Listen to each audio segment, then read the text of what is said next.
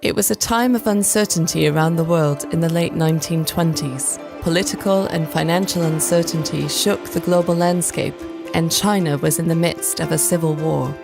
The conflict forced missionaries all over China to withdraw from their stations. Yet despite these turbulent times, on the 15th of March 1929, the China Inland Mission issued an appeal for 200 new workers to join the Forward movement within the next 2 years.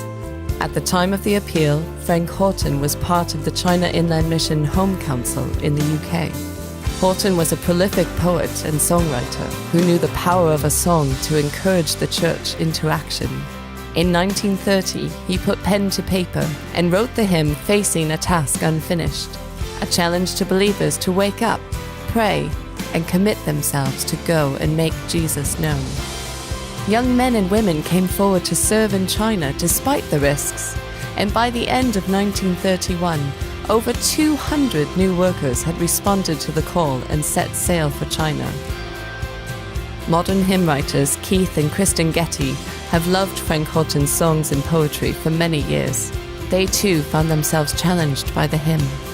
Last year, Keith and I were approached by OMF to look at this hymn, Facing a Task Unfinished, and to rewrite it, refresh it, rearrange it.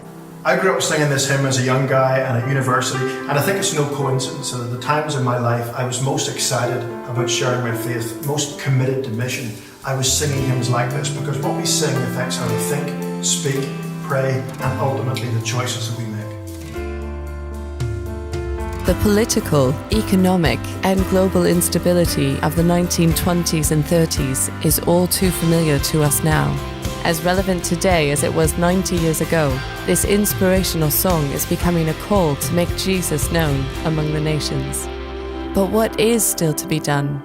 What is the task unfinished? Almost 1/3 of the global population are still unreached. That's over 2 billion people who currently don't have access to a church, a Bible, or any believers who could introduce them to Jesus.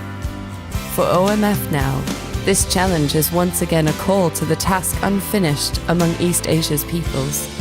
Along with the church and missions globally, let us join together to sing, to pray, and to act as we face the task unfinished.